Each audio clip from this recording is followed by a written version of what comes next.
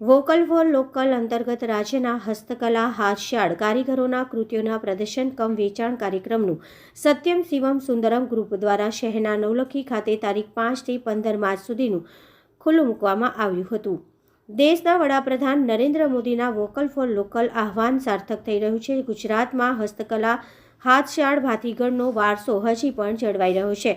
હાથશાળ હસ્તકલા ભાતીગળના કારીગરો દ્વારા તેઓના વિવિધ કૃતિઓનું સર્જન કરી પરંપરાને જીવંત રાખી રહ્યા છે। ગુજરાતમાં એવા કારીગરો તથા કલાઓ છુપાયેલી છે જે બહુ જ જૂજ પ્રમાણમાં બહાર આવી છે।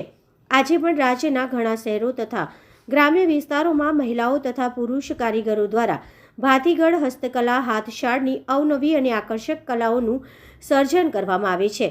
દેશના વડાપ્રધાન વોકલ ફોર લોકલના આહવાન બાદ આ કલાઓ હવે બહાર લોકો સુધી પહોંચી છે અને તેના થકી કારીગરોને આર્થાપાર્જન સાથે સરકાર તરફથી પ્રોત્સાહન મળી રહ્યું છે। ત્યારે શહેરના સત્યમ શિવમ સુંદરમ સમિતિ ગ્રુપ દ્વારા મહાશિવરાત્રિ નિમિત્તે દર વર્ષની જેમ વિવિધ શિવોત્સવની ઉજવણી કરવામાં આવી રહી છે। ત્યારે રાજ્યની પરંપરા અને કલા કારીગરોને પ્રોત્સાહન મળે, કારીગરોને આર્થાપાર્જન પણ મળી રહે તેવા ઉદ્દેશ સાથે આજે તારીખ 5 થી 15 માર્ચ સુધી શહેરના નવલખી મેદાન ખાતે મહાશિવરાત્રિ હસ્તકલા ઉત્સવ પ્રદર્શન વેચાણનો શુભારંભ કરવામાં આવ્યો હતો। આ પ્રસંગે સાંસદ રંજનબેન ભટ્ટ, વડોદરાના મેયર પિંકીબેન સોની, ગુજરાત વિધાનસભાના મુખ્ય દંડક અને રાવપુરા વિધાનસભાના ધારાસભ્ય બાલકૃષ્ણ શુક્લ, માંજલપુરના ધારાસભ્ય યોગેશ પટેલ, પૂર્વ મેયર નિલેશ રાઠોડ તથા સ્થાનિક કાઉન્સિલર વિશેષ ઉપસ્થિત રહ્યા હતા અને આ પ્રદર્શનીનું રિબિન કાપી શુભારંભ કરવામાં આવ્યો હતો।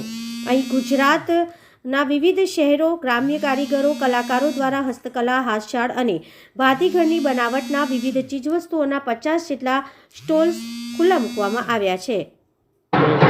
વડોદરા શહેરમાં મહાશિવરાત્રિ પૂર્વે સત્યમ શિવમ સુંદરમ ગ્રુપ દ્વારા ભગવાન શિવજીના પરિવારની શિવ પરિવાર સાથે શિવજી કી સવારીથી લઈ અને અઢળક અનેક કાર્યક્રમો કરવામાં આવતા હોય છે।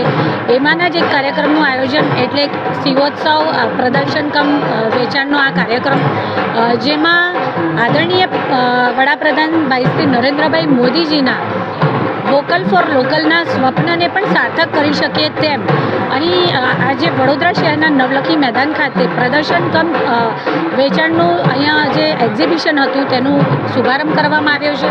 સમગ્ર ગુજરાતમાંથી અલગ અલગ શહેરોમાંથી કારીગરો પોતાની બનાવેલી વસ્તુઓ, પોતાની પ્રોડક્ટ લઈ અને અહીં આવ્યા છે। વિવિધ 50થી વધારે જેટલા સ્ટોલ અહીંયા લગાવવામાં આવ્યા છે।